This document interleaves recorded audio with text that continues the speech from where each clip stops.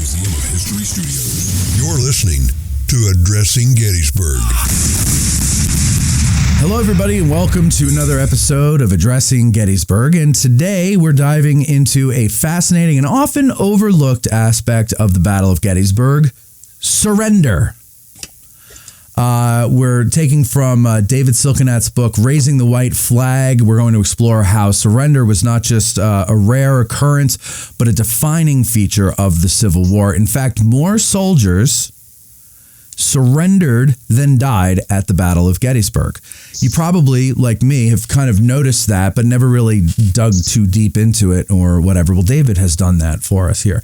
But that David posits reveals a deeply human response to survival amid chaos, which I would agree.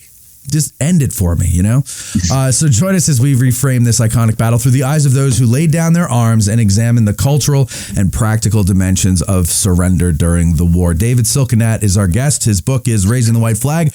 Welcome, David. Thank you very much. Glad to be here. I'm glad to have you. It's a pleasure to have you. Where are you located? I'm in Gainesville, Florida, at the University of Florida. All right. Yeah, it's a little too far away to do it in person. So, right. Yeah. So what made you want to explore this topic, this idea?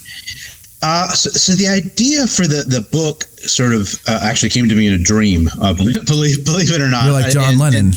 Well, maybe a more depressing dream than that. But the idea that came to me was that the Civil War has a lot of surrenders in it, right? You've got the Civil War beginning with a surrender at Fort Sumter. You know, you've got it ending with a series of surrenders at Appomattox Courthouse and Bennett Place and a dozen other sites. Right. And in between, you know, many of the defining moments of the war are shaped by big surrenders. So you think about Vicksburg, Harper's Ferry, and what have you, and dozens of smaller surrenders. And I wanted to sort of make sense of what that meant, right? That what did it mean to surrender in the 19th century in this particular conflict? Because one thing I realized very early on in the project is they understood surrender in a very different way than Americans do today, right? That the United States I grew up in, the United States I'm living in now, is not one that really celebrates surrender, recognizes that there are appropriate times to surrender, that one can surrender honorably. That's not something I think that really fits in with modern American conceptions of surrender. But in the 19th century, they did. They understood that there were times in which surrender was an appropriate decision for an officer to make, for to surrender his entire command. There were times when they thought it was appropriate for a soldier to surrender, and that was not something that was shameful or dishonorable. That was something that was seen as an appropriate part of combat, right? You know, if we think about Robert Anderson, the commander of the Union garrison at Fort Sumter, you know, he surrenders the fort, and immediately afterwards he is paroled by the Confederates, and he goes to New York, where he and the rest of the garrison go, and they have a parade for him. He is treated as a hero, right? And he's treated for a hero I'm sorry. Because go ahead. No, go. Because he surrendered under the right circumstances, okay. Right? He, you know, that. Well, so what were the right circumstances, and what would wrong circumstances be? Okay, so there are very distinct rules, at least for the commanders to make decisions, and the rules are basically that an enemy commander is going to demand your surrender. You say no. The fight happens, and if you reach a point where you can't continue to fight without just losing your men unnecessarily, and you can't easily retreat, then it was perfectly fine to surrender. And that seems to be the rules really throughout the entire war for almost all forces. So in other words, it's if you're doing it as the last option to spare the lives of your men, right, it's heroic. Yes, or honorable. Honorable. Yes, yeah. Because and Anderson becomes, you know, one of the first great Union heroes of the war. Abner Doubleday, who was with him, becomes, you know, another big hero because of the sort of manhood they just displayed in combat, they're fighting, in Fort Sumter's case, they've got all the bombardment, for 34 hours or what have you. And then, they made the intelligent, civilized decision to say, look, continuing to fight in the circumstances is only going to lead to unnecessary deaths. It is better to surrender than to not. And that continues really until the very end of the war. It happens in May of 1865, when Kirby Smith is one of the only Confederates sort of left standing. The Union Army goes and sends a messenger to Kirby Smith out in the sort of trans-Mississippi. And they tell him, they say, look, Lee has surrendered, Johnston has surrendered, Jefferson Davis has been captured, everybody else has laid down their arms. Do you want to surrender? And Kirby Smith tells the messenger, look, let me think about it. I need to talk to some people. I'll get back to you. And the messenger sort of waits. And he comes back and he says, no, I'm sorry, I can't surrender. And the messenger says, well, why not? And Kirby Smith's answer was, I would surrender, but you haven't attacked me yet. And there are rules about when I can honorably lay down my command, and it's only after I've been attacked. Huh. In fact, you haven't attacked me, and later on, they end up surrendering anyway. But I think that sort of speaks to the fact that there were well understood rules about when you could and couldn't surrender, right? If and there are cases where people surrender prematurely. The big example of that is the big Union surrender at Harper's Ferry. Yeah.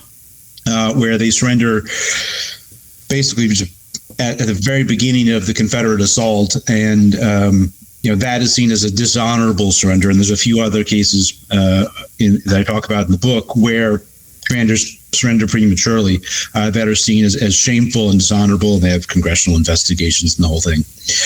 But the vast majority of the time, when officers surrender, the men are happy about it, right? Like they say, look, this is we fought bravely. I don't want to die for nothing, and it's better to surrender than not. And a big part of it has to do with what soldiers thought would happen to them after they surrendered. Mm-hmm. And I think this factors a lot into how surrenders works in Gettysburg.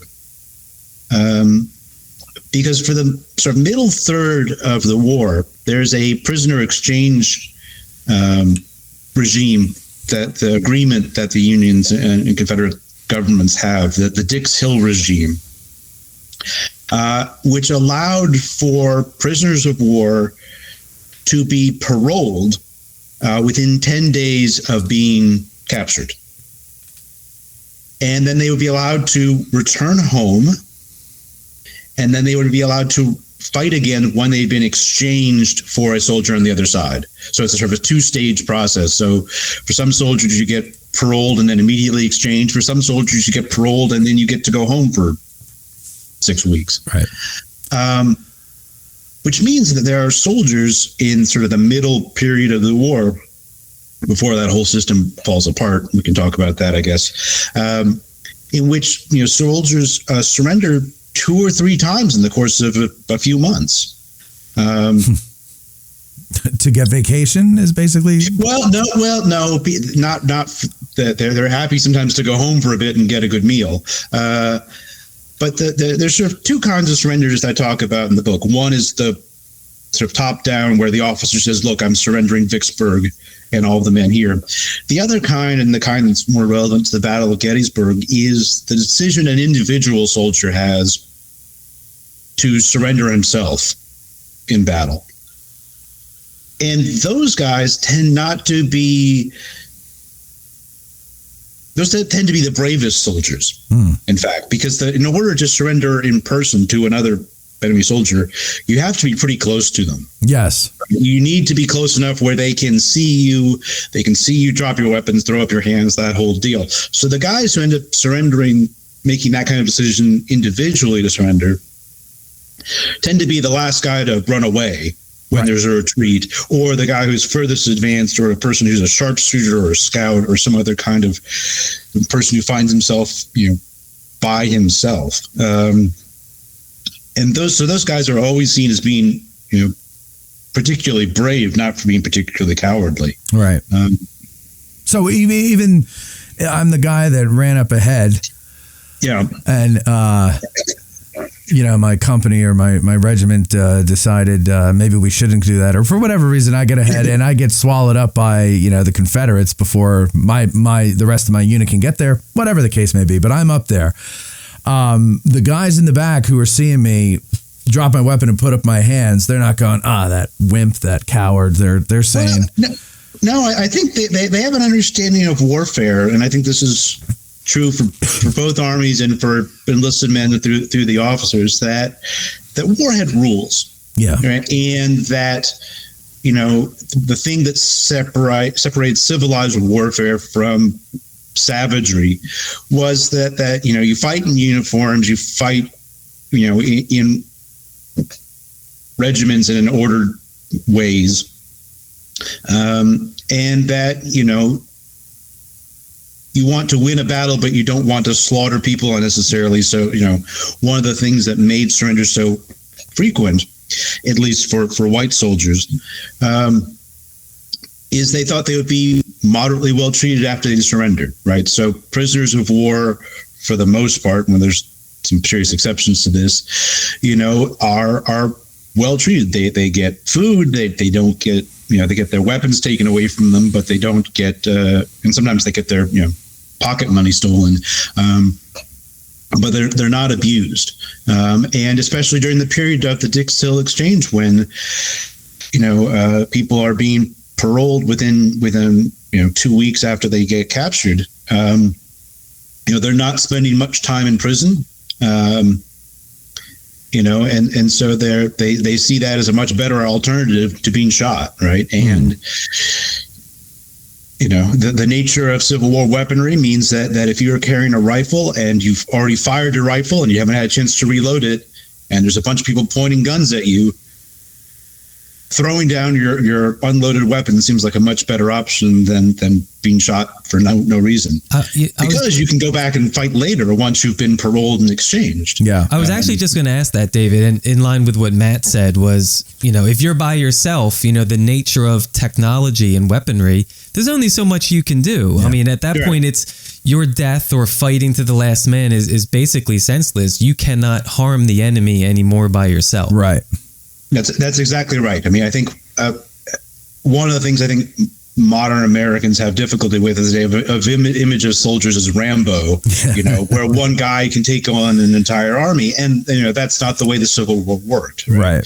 And if your weapon is jammed, or if you've already fired your weapon, you can use it as a club if you want to, but there's no reason to, and they recognize that. And so, for most soldiers, that's the decision they made. And one of the things, I found a case in obviously there's lots of German soldiers in the Union Army. The German soldiers, the one words in English they understood were "I surrender." Right. And because that became so ubiquitous. Now, there are some soldiers who can't surrender. And I talk about this a lot in the book because certain categories of people who are sort of outside of this system. African American soldiers are one category of people, right? Because Confederates say, look, we don't consider African American soldiers to be legitimate soldiers. We consider them fugitive slaves, and so we're going to treat them as such. White officers leading black soldiers are in that same camp. So they can't surrender, right? And if you look at, there are many examples of Confederates butchering black soldiers. Fort Pillow is the most famous example, but there are dozens of others in 1864 in particular. Black soldiers, in response to that, say, look, if we're not going to be treated like legitimate soldiers, we're not going to treat Confederates like soldiers, right? So remember Fort Pillow, battles of the Crater, that kind of thing. That happens in large part because that sort of mutual respect that sort of white soldiers had earlier in the war, that doesn't exist between black Union soldiers and Confederates. And so you have some of the bloodiest battles in the war happen in those circumstances where people can't surrender. As Addressing Gettysburg celebrates its 8th year bringing Gettysburg to you in unique and creative ways, we want to take this moment to thank our patrons. The only reason we've been able to last this long is because our patrons have supported our efforts since 2019. And we can do a lot more if you join the ranks of the original Gettys nerds by going to patreon.com/addressinggettysburg. Oh, and you can hear the rest of this episode over there too.